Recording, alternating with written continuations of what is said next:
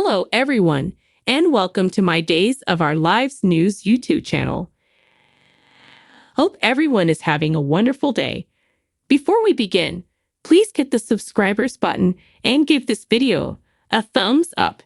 Kate was astounded by the amount of effort that went into making a soap opera at the Body and Soul production office. Avi was happy that they had succeeded in casting and that his new Charlemagne was occupied honing her craft. Kate didn't seem too persuaded. Hattie was described by Avi as bold, brash, and unpredictable. Excepting Kate continued, and she can act.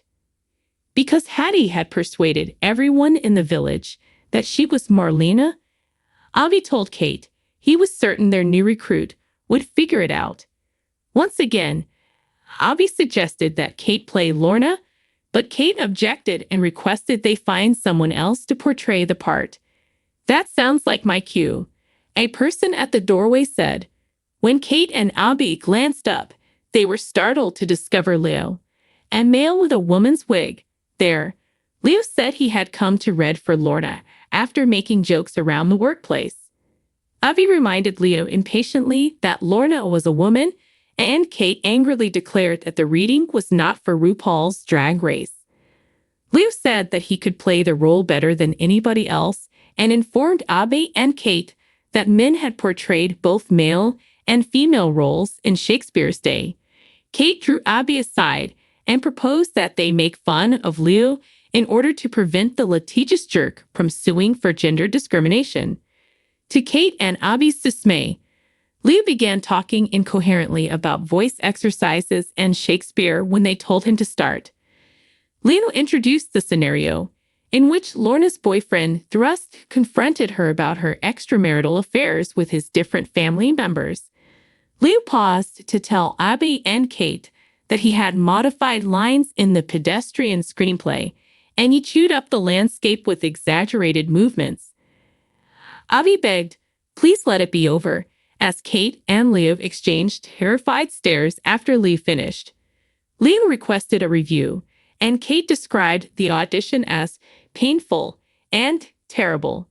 Offended, Leo pointed the finger at the awful writing and inquired as to who wrote this garbage.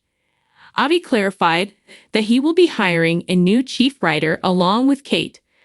Leo growled at Kate for bringing up Will, saying he might make the evening just a repeat of that hideous Christmas movie. Leo backed out and said that Will's fees would be too exorbitant, seeing as Kate was offended that he was making fun of her grandchild. Well, Avi admitted that Leo was right. Observing Avi's look, Kate said, "You can't be thinking of hiring Leo Stark?" with a shocked face. As Avi argued for Leo's writing career, Leo became enthused. With a sigh, Kate explained everything to Leo. She clarified that when Leo turned the breakdown into a screenplay, she and Avi could think about giving Leo a trial job. Leo was upset over yet another audition, but he soon got over it when Avi told him to take it or leave it. Leo said rather boldly that he was going to create a screenplay that would stand up to the greats. Scripts like Erna, Agnes, Bill, Betty, and Ted. Hattie was reading a Body and Soul screenplay at the Brady pub. With a stutter, she started acting out a scenario in which she begged someone to murder her spouse. Bonnie heard and came running. She exclaimed, "Marlena, are you planning to kill John?" A rise from her seat at the table, Hattie called Bonnie a sight for these old peepers. Asking Marlena whether John had a younger girlfriend or gambling debts, Bonnie queried in a frantic manner. Hattie, displeased, said that she was not Marlena. "Satan," Bonnie shot back, thinking Marlena had fallen under another possessed state. Hattie stressed, for the love of pickled herring, that she was neither the devil nor Marlena.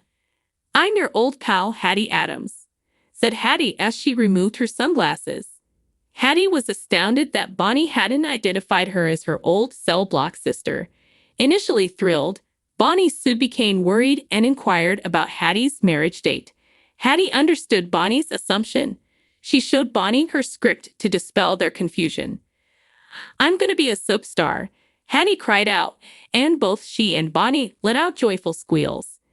As Bonnie started reading the screenplay, she excitedly discussed every story turn, ranging from baby switches to weather machines. Bonnie promised to remain silent when Hattie forbade her from giving out any spoilers before the program had aired. Bonnie asked her friend whether she had met any castmates and gave Hattie advice on how to improve her poses for selfies. Hattie clarified that key parts like Cassandra were still being cast by Abby, since Cassandra was her favorite character of all time.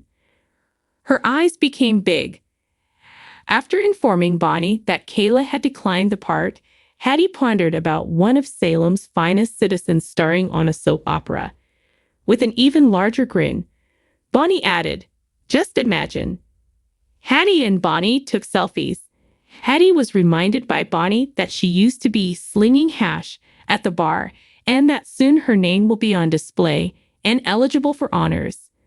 Bonnie raved about the number of Hollywood celebrities who had begun their careers in soap operas, including Brad Pitt, Meg Ryan, and that pretty lady from our house. Hattie practiced her writing outside the bar later on. Leo asked Marlena to watch Drag Race with him later that evening when they ran into them other. At the offer, Hattie joyfully exclaimed, "Hell, yeah," and asked for Leo's room number. As he left, Leo was perplexed by the conversation. Who the hell was that? Hattie thought to herself after he had departed.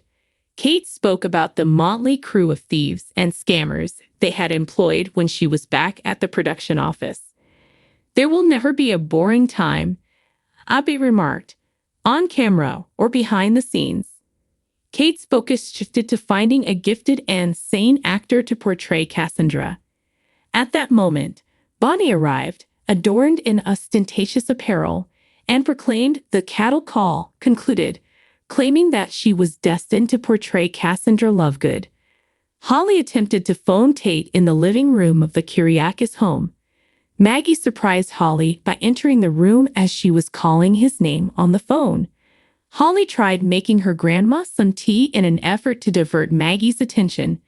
Maggie took the drink and inquired about the urgent conversation she'd heard from Holly.